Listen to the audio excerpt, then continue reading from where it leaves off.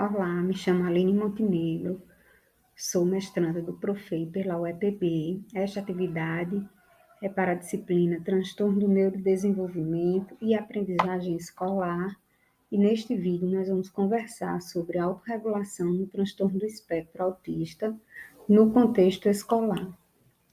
Inicio trazendo o conceito, segundo o DSM-5, que define o TEA como um transtorno do neurodesenvolvimento caracterizado por dificuldades de interação social, comunicação e comportamentos repetitivos e restritos.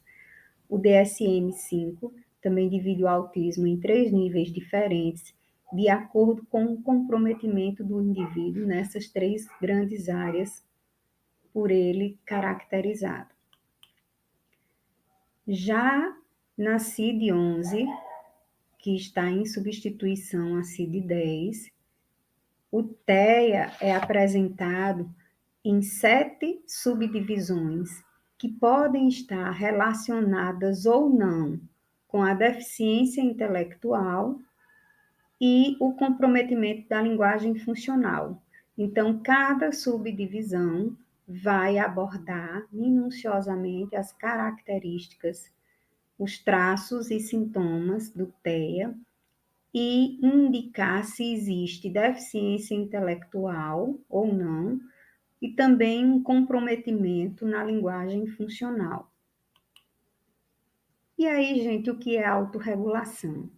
A autorregulação é a habilidade de monitorar e modular a emoção, a cognição e o comportamento para atingirmos um objetivo e adaptar as demandas cognitivas e sociais para situações específicas, né? E essa autorregulação, ela converge e integra 3 grandes áreas: a regulação cognitiva, a regulação emocional e a regulação comportamental. A regulação cognitiva, ela está relacionada ao controle e à modificação dos processos mentais, como memória, atenção, entre outros. A regulação emocional, ela está ligada às habilidades de estratégias que a gente utiliza para manejo das nossas emoções. E a regulação comportamental é o controle e as ações que a gente exerce para controlar ou modificar, considerando nossos valores, né, os nossos objetivos, determinadas respostas comportamentais, nos adaptando às situações, aos contextos nos quais nós estamos inseridos. E aí, o que é que pode dificultar essa autorregulação do TEA dentro do ambiente escolar? A gente tem 3 pontos importantes.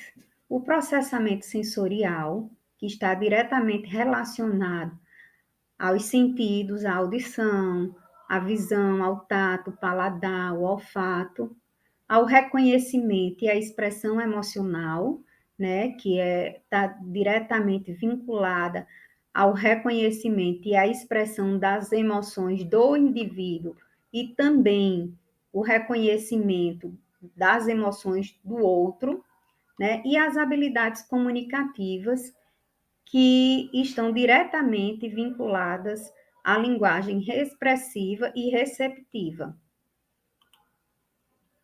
E dentro dessa realidade, quais são as propostas de intervenção para a gente trabalhar a autorregulação no ambiente escolar? Então, o primeiro passo é que exista um laço, um vínculo muito importante entre a escola, a família e a equipe terapêutica, para que junto possam pensar em estratégias, em possibilidades, né, de manter atividades direcionadas de forma a favorecer o processo de aprendizagem desse indivíduo. E aí a escola, de posse dessas informações fornecidas pela família, pela equipe terapêutica, ela vai promover um ambiente acolhedor e começa a trabalhar de forma que a criança se sinta segura. Então, através de pistas visuais, de previsibilidade, de uma estimulação sensorial adequada, né? Assim como também fazer uso, sempre que possível, de propostas de comunicação alternativa aumentativa, né, para que favoreça a comunicação entre alunos, professores, educadores e a comunidade escolar, sobretudo para aqueles alunos que têm a dificuldade na oralização. Também a gente conta com o auxílio, né, da equipe terapêutica, por exemplo, o TO, ele vai ajudar e orientar a escola nos processos de orientação às questões sensoriais. Então, quais são os estímulos que devem ser mais explorados, os estímulos que naquele momento precisam ser evitados, para que a criança, né, mantenha essa condição de tranquilidade, de estar regulada no contexto escolar. Então, é muito importante respeitar o processamento sensorial do indivíduo. E não podemos deixar de citar a psicoterapia, né? Independente da abordagem, seja TCC, seja ABA, né? A psicoterapia ela é muito importante para que o processo de modelação de comportamento, né, a melhoria das questões do controle emocional, o desenvolvimento das habilidades sociais, ele ocorra de forma satisfatória dentro do ambiente escolar. E aí, a gente se depara também com situações de desregulação, né? E o que fazer nesse momento? Então, normalmente nós temos alguns gatilhos que causam essas crises, né? Que é a quebra de rotina, uma sobrecarga sensorial, situações de conflito, a falta de compreensão, excessos de informação. E essas crianças, quando submetidas a esses gatilhos, esses indivíduos submetidos a esses gatilhos, eles têm duas formas de manifestar, né, a sua desregulação. E a gente tem aqui dois termos que têm sido bem usual, bem disseminado, né, o meltdown, que é caracterizado por sintomas externos. A criança, o indivíduo, ele vai exteriorizar a desregulação dele através de gritos, choros, tremores, jogar objetos, entre outros comportamentos. E o shutdown, que é aquele comportamento mais interno. Então, é o silêncio, o isolamento, o cansaço, a falta de energia. Né? E a gente precisa estar bem informado sobre esses conceitos, para que a gente também possa entender que o que é uma crise, o que é uma birra, né? E também diferenciar das estereotipias, que em alguns momentos pode parecer uma desregulação, né? Uma crise, mas na verdade é um momento de autorregulação e que a criança precisa, faz parte desse momento para se regular. Então, ela às vezes pula, ela corre, ela sacode as mãos, desde que não traga nenhum prejuízo para ela, social, na aprendizagem, a estereotipia, ela vai sendo tratada até a possibilidade, se for o caso, se for possível, de uma diminuição considerável. Né? E aí, quando acontece essa desregulação, né, no momento da crise, o que é que a gente deve fazer?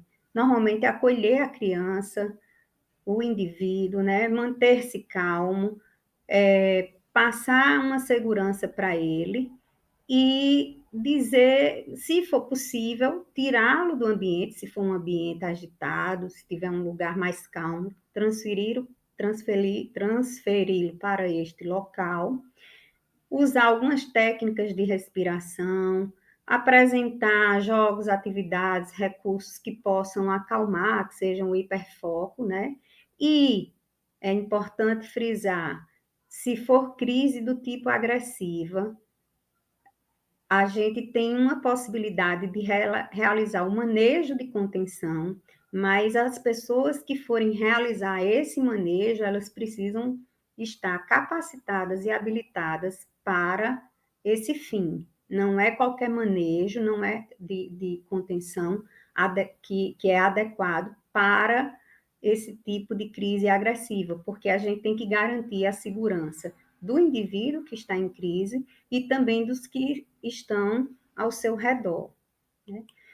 Por fim, o importante é que a gente busque sempre o conhecimento, né? A gente tem visto que a demanda de alunos com TEA dentro do contexto escolar tem aumentado consideravelmente e que a equipe precisa estar preparada, né, e engajada para lidar com essa realidade.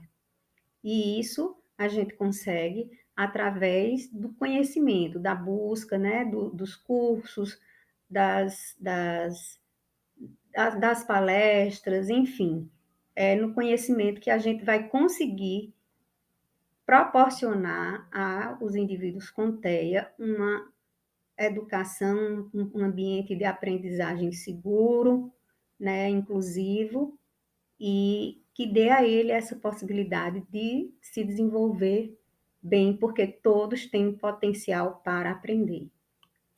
Então, deixo aqui as referências que me ajudaram a elaborar esse vídeo, assim como a minha gratidão, meu muito obrigada, e os meus contatos, e me coloco à disposição para o que precisarem.